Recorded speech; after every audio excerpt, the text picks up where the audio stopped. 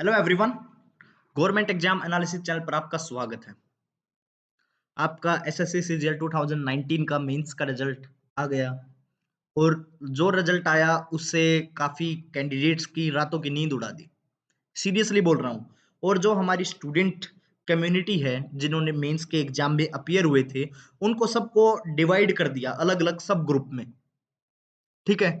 जो इसमें सबसे ज्यादा विक्टिमाइज्ड हुए हैं, जो इस रिजल्ट से सबसे ज्यादा इफेक्ट हुआ है, वो हुआ है 18 नवंबर के कैंडिडेट्स को।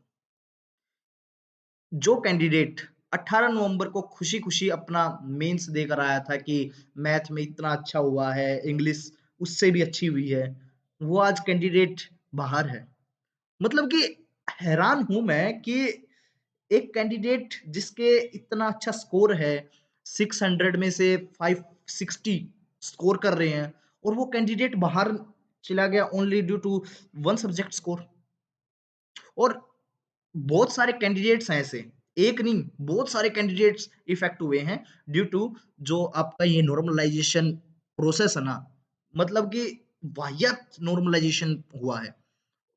बेसिकली नॉर्मलाइजेशन की भी कोई गलती नहीं है, गलती किसकी है? जो आपका 18 नवंबर को पेपर आया ना मैथ मैथ का, या तो आप इक्वल लेवल ही बना पा रहे, तीन पेपर आपसे सेट नहीं हो रहे हैं, या तो आप जानबूझ कर कर रहे हो कि बच्चे जबरदस्ती केस डाल लें, प्रोसेस डिले हो और हम नौकरी ना दें। ऐसा ही कुछ लग रहा है मुझे तो कि ऐसा गवर्नमेंट का कुछ प्लान है कि बच्चों को बच्चे केस डाल लें, ये मामला और डिले हो, बच्चों को नौकरी ना देनी पड़े और इनकी जवानी है जो ऐसे ही निकल जाए। अब जो 15 और 16 वाले बच्चे हैं, वो खुश हो रहे हैं कि हमने तो 528 से ज्यादा स्कोर कर दिया। अगर हम पिछला कुछ ट्रेंड देखें, आपको क्या लगता है कि अगर आपने टायर 2 की आपकी कॉपी, टायर 2 का रिजल्ट आने के बाद आपकी कॉपी भी चेक होगी, आपको लगता है कि आपका जो बाउंड्री लाइन पे होगी तो आपकी आपको कोई जॉब मिल जाएगी? खुद सोचो कि जो कैंडिडेट 470 थे किसी के 15 नवंबर में, उसके कितने मार्क्स बढ़ गए होंगे? 60 मार्क्स, 70 मार्क्स, इससे ज्यादा तो मुझे लगता नहीं बढ़े होंगे। बहुत होते हैं 60-70 मार्क्स भी, ऐसी बात नहीं है। ठीक है, 60-70 उसमें कितने हो गए? 540 हो गए। 540 हो गया, आपके पास 10 टू 12 मार्क्स की लीड रहेगी बस। ठीक है। और जब आपके पास अराउंड 30 टू 40 मार्क्स की लीड होती है ना, तब जाके आपको टीए की पोस्ट मिलती है। आप पिछला ट्रेंड उठा के देख लो। और जब टायर 3 अच्छा हुआ हो, तब की बात कर रहा हूं मैं। ठीक है, 15 और 16 वालों को भी ज्यादा खुश होने की जरूरत नहीं है। अब बात करते हैं हम 18 नवंबर में, जो ये आपका एक एग्जाम, ओनली वन एग्जाम, आपका पूरा का पूरा जो प्रोसेस है उसको डिसाइड कर रहा है, वो है आपका मैथ का एग्जाम। मैथ के एग्जाम में पहली बात, जो जिसने बनाया है इतना वाहियात एग्जाम, ठीक है, कि बच्चों की जो स्किल्स है वो चेक ही नहीं हो रही है उस पेपर में, सब एक इक्वल लेवल पे लाके खड़ा कर दिया, जिस पे नॉर्मलाइजेशन जो दूसरी जो शिफ्ट है उनके साथ वर्क ही नहीं कर रहा। ठीक है। तो मेरे पास कुछ, मैंने कुछ डाटा कलेक्ट किया है। ठीक है। उस डाटा से आपको काफी कुछ क्लियर हो जाएगा कि कितने मार्क्स पर एक स्टूडेंट सिलेक्शन ले पा रहा है। ठीक है। और आपको अपना भी एक स्टैंड का पता चल जाएगा कि मैं यहाँ पर स्टैंड कर रहा हूँ कि राइट नाउ मेरे 18 की शिफ्ट में इतने मार्क्स हैं और मेरा लिस्ट में तो नाम है, और कितना मैं इससे जो 528 का जो ये बैरियर है, इससे मैं कितना आगे हूँ। तभी तो जाके आप 2020 पे कंसंट्रेट कर पाओगे। राइट नाउ काफी सारे टीचर्स हैं, टीचर्स कम्युनिटी जिनके मिलियंस में सब्सक्राइबर हैं, तो वे बोल रहे हैं कि री एग्जाम के लिए। देखिए, मैं री एग्जाम के पक्ष में नहीं हूँ। ठीक है। बहुत सारे स्टूडेंट्स होते हैं जो एग्जाम दे देते हैं, जॉब करते हैं, जॉब के दौरान आपका अपने एग्जाम की तैयारी करते हैं, बहुत सारे कैंडिडेट्स होते हैं ऐसे। ठीक है। उनके उनके लिए काफी डिफिकल्ट होगा। और हमें पता है कि 2017 में जो उन हमारे पास प्रूफ भी थे, तब जाके आपका जो एग्जाम था वो दोबारा कंडक्ट नहीं कराया गया। अब तो बस एक यही है कि नॉर्मलाइजेशन नहीं हुआ अच्छे से, इसके बिहाफ पे मुझे लगता है कि एसएससी दोबारा एग्जाम कंडक्ट कराएगी। और ये इसमें कई सारे बहुत सारे स्टूडेंट्स है, 15 है, 16 है, और जिनके 18 नवंबर में अच्छा स्कोर है, जिनको पता है कि हाँ मेरे नंबर बढ़ गए। ठीक है, तो वे भी कैंडिडेट इसको सपोर्ट नहीं करेंगे। तो हमें कुछ बीच का रास्ता निकालना पड़ेगा। ठीक है। अब बात करते हैं, जो मेरे पास डेटा है और जो 18 नवंबर मेंस में जो कैंडिडेट्स का मेरे पास जो डेटा है उससे आपको क्या पता चलता है, देखिए वो। देखिए, एक कैंडिडेट्स के 550 मार्क्स आए आउट ऑफ 600, जिसमें उसके मैथ के एग्जाम 178 थे। काफी अच्छा स्कोर है ओवरऑल देखा जाए तो, बट उससे गलती क्या हुई कि मैथ में वो बेचारा 190 से कम लेके आया। ठीक है, हर स्टूडेंट्स का ऐसा नहीं होता कि वो मैथ में अव्वल ही हो। कुछ स्टूडेंट्स ऐसे भी होते हैं कि वे मैथ में एवरेज स्कोर करते हैं, बट ओवरऑल वे अपना सिलेक्शन निकाल लेते हैं, एक 4600 ग्रेड पे की नौकरी ले सकते हैं मेरे अनुसार, क्योंकि जितना वेटेज आपका इंग्लिश का है उतना ही वेटेज आपका मैथ का है। वेटेज तो ऐसा ही है ना। ठीक है, अब इसके 550 वाले ने सोचा हुआ है कि यार अब तो अच्छा स्कोर आ गया, अब मैं कुछ अपना जो काम है वो कर लेता हूँ इतने जितने भी दिन है मेरे पास। अब उसका सिलेक्शन नहीं हुआ। अब सीरियसली बोल रहा हूँ कि उसका सिलेक्शन नहीं हुआ होगा तो मुझे नहीं लगता वो कई रात सोएगा बंदा। सीरियसली बता रहा हूँ। अब ये था 550 वाला, अब अगला देख लीजिए 556 वाला बंदा। 556 उसके मैथ में कितने 184 मार्क्स, 92% मार्क्स इन मैथमेटिक्स, और तब भी उसका सिलेक्शन नहीं है। ठीक है, आपकी कट ऑफ कितनी है 528। मुझे समझ नहीं आ रहा, एक बात बिल्कुल भी समझ नहीं आ रही कि इसके राइट नाउ कितने मार्क्स गेन हो गए। 28 मार्क्स ही लीड में है ऑलरेडी, 184 इसके मार्क्स हैं। ऐसे कितने आपने मार्क्स घटा दिए इसके कि ये मेरिट से ही बाहर हो गया। सीरियसली, मतलब कि आप अगर इक्वल पेपर ही बना देते एटलीस्ट, क्या पता ये जो मैथ वाला 184 है, क्या पता ये उस पेपर में भी आपका 170 स्कोर कर देता। कोई भी एग्जाम हो, ठीक है, yes, easy to easy exam हो, उसमें भी आप सिली मिस्टेक हो ही जाती हैं। ठीक है, 2-4 मिस्टेक आप सिली हो ही जाती हैं। कोई भी ऐसा कैंडिडेट नहीं है कि जिसकी सिली मिस्टेक ना हो। ठीक है, अब इसकी जो 28 मार्क्स की लीड थी वो भी खत्म कर दी, और क्या पता है कि जो ये बाउंड्री पे नहीं, 528 की बाउंड्री पे नहीं, क्या पता उससे भी 20-25 नंबर पीछे हो। पता नहीं इन्होंने कितने नंबर घटाए हैं। अब नेक्स्ट एक कैंडिडेट है 545 आउट ऑफ 600, इसके पास जब जो आपकी ये कट ऑफ आई है वो कितने की लीड है इसके पास, आपकी 17 मार्क्स की लीड है। ठीक है, 528 के अनुसार देखें। ठीक है, तो इसके 195.5 मार्क्स आए और ये क्लियर कर दिया। ठीक है, एक बात बताओ, इस बंदे में और इस बंदे में ओनली आपका 11.5 मार्क्स का डिफरेंस है। ठीक है, आपने 11.5 ओवरऑल, ये इससे 11 मार्क्स ज्यादा है, ये इससे इंग्लिश में काफी अच्छा स्कोर कर रहा है या प्री में ज्यादा अच्छा स्कोर कर रहा है। आपने वो वेटेज कुछ नहीं वैल्यू दिया उसको, बस इसने मैथ में अच्छा स्कोर कर रहा है किया हुआ है। क्या दूसरे सब्जेक्ट्स की दूसरे जो आपने इंग्लिश और उसके प्री का एग्जाम लिया उसकी कोई वैल्यू नहीं है? मुझे समझ नहीं आ रहा बिल्कुल भी। आप दूसरा कैंडिडेट देख लीजिए, 535 600 मैथ्स में कितने 185 मार्क्स। सीरियसली इतना डिसेंट स्कोर 185।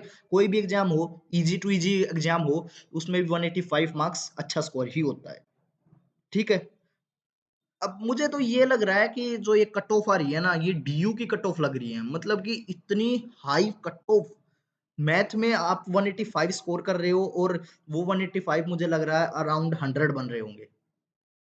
ठीक है, अब ये देखिए एक कैंडिडेट है 558 इन जेएसओ। जेएसओ आउट ऑफ 800 लगती है कट ऑफ। मैथ में इस कैंडिडेट के 156 मार्क्स हैं। बिल्कुल कोई दिक्कत वाली बात नहीं है, कोई हर बंदे से हम ये एक्सपेक्ट नहीं कर सकते कि इसका मैथ अच्छा ही होगा। बिल्कुल, कोई दिक्कत वाली बात नहीं है। इसके अराउंड 78% मार्क्स हो गए ईडब्ल्यूएस कैटेगरी में, वैसे है। ईडब्ल्यूएस कैटेगरी में तो कट ऑफ अराउंड 457 लगी थी, शायद 458 की लगी थी। ठीक है, तो काफ़ी 100 नंबर का डिफरेंस है और इसके मार्क्स इतने कैसे डिक्रीज़ हो सकते हैं? मैं हैरान हूँ इस बात से कि क्या कट नॉर्मलाइज़ेशन किस तरीके से काम कर रहा है। ठीक है, नॉट क्लियर। ठीक है, काफ़ी सारे एग्जांपल हैं आपके पास। चलो कोई नहीं, 558 को छोड़िए, एक और है 597 जेएसओ 800। ठीक है, मैथ्स में 162.5। ठीक है, यू आर नॉट क्लियर। पता नहीं, मुझे समझ नहीं आया बिल्कुल भी कि ये हो क्या रहा है कैंडिडेट्स के साथ। ठीक है, मुझे नहीं लगता कि किसी भी कैंडिडेट्स ने अब तक अपने पेरेंट्स को भी बता पाए होंगे कि मैं इतना स्कोर करने के बाद भी एक सीट नहीं निकाल पा रहा। शायद कई कैंडिडेट्स ने तो अपने पेरेंट्स को बोला होगा कि हाँ, अब की बार मैं एक्साइज इंस्पेक्टर लग जाऊँगा, अब की बार मैं ये पोस्ट सेलेक्ट कर लूँगा, अब एमईए लेनी है, मुझे ये पोस्ट लेनी है। बट इतना स्कोर करने के बाद भी उनको टायर 2 की लिस्ट में शामिल नहीं किया जाता। टायर 2 की लिस्ट में, जहाँ पे आपकी डिस्क्रिप्टिव की कॉपी चेक होती है। बस इस लिस्ट को तो है ना, कई पिछले सालों से कोई देखता भी नहीं था कि हाँ, टायर 2 की लिस्ट आई है, तो क्या उसमें तो सबका हो ही जाएगा जो एक जेन्युइन कैंडिडेट होता है। क्योंकि जो मेन लिस्ट आती है वो टायर 3 के बाद आती है कि हाँ, अब कितनी कट ऑफ लगी है। इसको तो कोई देखता भी नहीं था इतना। बट अब की बार पता नहीं क्या ही हो रहा है। ठीक है? अब देखिए 545 आउट ऑफ 600 मैथ्स में कितने 200 200 क्लियर ईडब्ल्यूएस। तो मैं आपको एक चीज़ बताना चाहूँगा। मैंने जितने भी डाटा देखा, बहुत सारे कैंडिडेट्स का डाटा देखा, बस कलेक्ट मैंने इतना किया है, ठीक है? एक चीज़ मेरे को समझ में आई कि जो आपके एक बैरियर डिसाइड किया गया है 189 के कट ऑफ के अराउंड। अगर किसी के 189 से एक भी नंबर ऊपर या नीचे हो रहा है ना, तो इतना ह्यूज डिफरेंस क्रिएट हो रहा है, मतलब कि ड्रास्टिकली आपके मार्क्स डिक्रीज हो रहे हैं। 10-20 नहीं, अराउंड 50 से 60 मार्क्स आपके डिक्रीज हो रहे हैं एक मार्क्स पे। ठीक है? क्योंकि जो आपका ये है ना 184 मार्क्स और यहाँ पे 28 मार्क्स की लीड होगी, और यहाँ पे मैं बोल रहा हूँ 189 5 मार्क्स का डिफरेंस है, और यहाँ पे 28। ठीक है? तो मुझे ऐसा ही लग रहा है कि 1 मार्क्स के डिफरेंस पे आपकी बहुत ज़्यादा नीचे कट ऑफ, आपके मार्क्स बहुत ज़्यादा गिराए जा रहे हैं, घट रहे हैं। एक तो ये चीज़ क्लियर हो रही है। अब जो ये सब ग्रुप बने हैं 18 को, आपके जो 18 तारीख वाले कैंडिडेट्स हैं उनके जो सब ग्रुप बने हैं, मुझे एक बात और समझ में आई। जो आपका एक कैंडिडेट आया था मेरे पास कि उसके 502 मार्क्स हैं, और वो मेरिट लिस्ट में है बिकॉज उसके जो मैथ में एग्जाम थे मार्क्स थे 192.5 थे, 192.5 वो मेरिट लिस्ट में है।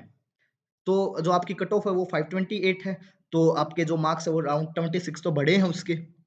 तो जैसे मैंने 189 बताया, तो जैसे आपके 1 मार्क्स पे घट रहे हैं, तो 1 मार्क्स पे कितने बढ़ भी तो रहे होंगे, कितने बढ़ भी तो रहे होंगे मार्क्स। तो जो आपके 189 से ऊपर है ना कैंडिडेट्स, तो उनके इतने मार्क्स ज़बरदस्त बढ़ रहे हैं, बहुत ज़्यादा। तो जो 15 और 16 मेंस वाले स्टूडेंट हैं, तो उनको एक बात बता दूँ, अगर रो मार्क्स आपके 500 से नीचे है ना, तो अभी भी आप ये मत सोचिए कि आपका सिलेक्शन हो जाएगा। ठीक है? अभी भी आपके जो 18 वाले 190 प्लस कैंडिडेट है ना, जो टॉप पोस्ट होंगी ना, वही लेके जाएँगे। अब मैं आपको ये चीज़ दावे से बता सकता हूँ। ठीक है? आपको जो अभी एसएससी मार्क्स डिक्लेयर नहीं कर रही है, उसके पीछे मेन रीज़न ही यही है कि जो एग्ज़ाम है ना, जो आपके मार्क्स हैं, वो किसी और ही तरीके के हैं। शायद एसएससी की इंसल्ट ना हो, इसलिए आपके मार्क्स आपको बताए नहीं जा रहे। और अगर आप राइट नाउ आरटीआई भी लगाओगे ना, तो आरटीआई का भी कोई रिप्लाई नहीं आने वाला है। बिकॉज़ आरटीआई का रिप्लाई वे इस तरीके से टाल देंगे कि प्रोसेस, जो आपका रिक्रूटमेंट प्रोसेस अंडर प्रोसेस है, वो इस तरीके से आपका आरटीआई का रिप्लाई देंगे। तो अभी अगर आप कोर्ट का दरवाज़ा खटखटाने की सोच रहे हैं कि हम कोर्ट में जाके एसएससी की गलतियाँ बताएँगे, ऐसा कुछ होगा, तो जब हमारे पास हाथ में प्रूफ़ थे, ठीक है, बिल्कुल हाथों में कि ये लीक हुआ है, वो लीक हुआ है, तब भी कुछ नहीं हुआ। और अब आप सोचते हो कि हमारे साथ इतना इनजस्टिस हो गया, मतलब कि इनजस्टिस का मतलब अराउंड 20,000 कैंडिडेट 18 की शिफ्ट में शामिल हुए थे, और उसमें से मुझे लगता है कि 5,000 कैंडिडेट्स को तो मार्क्स अराउंड 190 प्लस हैं ही। ठीक है? तो 15,000 कैंडिडेट्स के लिए मुझे नहीं लगता ये रिक्रूटमेंट स्लोएस्ट और सस्ता कमीशन कभी किसी के लिए इतना संवेदनशील होगा, मुझे नहीं लगता। ठीक है? तो आई होप आपको ये मेरी बात समझ में आ गई होगी, 15 और 16 वालों को भी समझ में आ गई होगी कि आपका राइट नाउ क्या स्टैंड है। अगर आपके 500 मार्क्स से नीचे हैं, तो आप अपना सिलेक्शन ये मत समझिए कि आप टॉप वाली पोस्ट लेके जाएँगे। आपके मार्क्स 500 से नीचे हैं, तो आपके मार्क्स सपोज़ कर लेते हैं 500 है, 60 नंबर बढ़ गए, 560 हो गए आपके मार्क्स। ठीक है? आप उसमें भी क्या बोलते हैं, डिस्क्रिप्टिव में भी 60 नंबर ले आए। 60 नंबर वैसे डिस्क्रिप्टिव मुझे लगता नहीं अब की बार आएँगे, क्योंकि टॉपिक वाज़ वेरी इर्रेलेवेंट। ठीक है? तो 60 नंबर आपके नंबर बन गए 620। ठीक है? क्या आपको लगता है कि 528 पे आपकी टायर 2 की कट ऑफ लग रही है तो आप 620 मार्क्स पे आप एक पोस्ट लेकर जाओगे? मुझे नहीं लगता। ठीक है? तो ये सब के लिए एक वैसी वेरी सेंसिटिव टॉपिक है कि क्या होगा, ठीक है? तो उम्मीद करता हूँ आपको मेरी बात समझ में आ गई होगी। जब तक मार्क्स नहीं आते, तो अगर मार्क्स आ जाते तो पिक्चर और क्लियर हो जाती, बट जितना मेरे को समझ में आया, डाटा को एनालाइज़ करके, कि 189 के बाद मार्क्स इतने इंक्रीज़ हो रहे हैं, बिल्कुल बहुत ज़्यादा, और 189 के बाद मार्क्स बिल्कुल इतने डिक्रीज़ हो रहे हैं कि समझ में नहीं आ रहा है कि आपके पास एज होने के बाद भी मार्क्स का आपका सिलेक्शन नहीं हो रहा। मतलब कि 20-20 30-30 मार्क्स का एज होने के बाद भी कैंडिडेट्स के पास अगर एक भी मार्क्स नीचे आता है तो उसका सिलेक्शन नहीं हो रहा। तो इससे बढ़िया आप एक ही एग्जाम ले लेते, मैथ का एग्जाम ले लेते, उसी के बिहाफ पे आप सिलेक्शन कर देते, तो शायद वो अच्छा रहता। मुझे तो ऐसा ही लग रहा है। तो आप मुझे अपने जो मार्क्स हैं वो कमेंट सेक्शन में बता सकते हो कि आपके कितने मार्क्स हैं। अगर आपकी कोई क्वेरी है तो वो भी आप पूछ सकते हो। आई होप मेरी वीडियो आपको पसंद आई होगी। चलिए, वीडियो को ख़त्म करते हैं। वैसे मुझे काफ़ी बुरा लगा कि एक कैंडिडेट, किसी बहुत सारे कैंडिडेट्स के साथ ऐसा हो रहा है, बट क्या कर सकते हैं? ये सरकार किसी के लिए किसी की सगी नहीं है। किसी के बारे में संवेदनशील नहीं है कि हमें कुछ करना चाहिए इन बच्चों के साथ, ठीक है? तो सो अच्छा सोचिए, ठीक है? 2020 पास में आ रहा है, उस पे फ़ोकस कीजिए, क्योंकि हर टाइम बुरा टाइम नहीं होता। कई बार आपके साथ बुरा हो जाता है, तो जो ये एग्ज़ाम हुआ है, अगर किसी का 18 में हुआ है, तो उससे लर्न कीजिए अपनी मिस्टेक्स की, आगे से ऐसी कोई कमी ना छोड़ूँ कि मेरा सिलेक्शन रुक जाए। और 15-16 वालों को मैं यही बोलूँगा, अगर अभी राइट नाउ अगर आप ये सोच रहे हैं कि आपके 480 मार्क्स थे और आपका टायर 2 के साथ डिस्क्रिप्टिव कॉपी चेक हो जाएगी और आप एक पोस्ट ले जाओगे, तो आपको मैं एक बात बोलना चाहूँगा कि ऐसा कुछ नहीं है। आप भी 2020 में जो आपका सीजीएल मई में होगा, उस पे कॉन्संट्रेट कीजिए, और आपको यही बोलूँगा, best of luck for your future exams. Thank you for watching.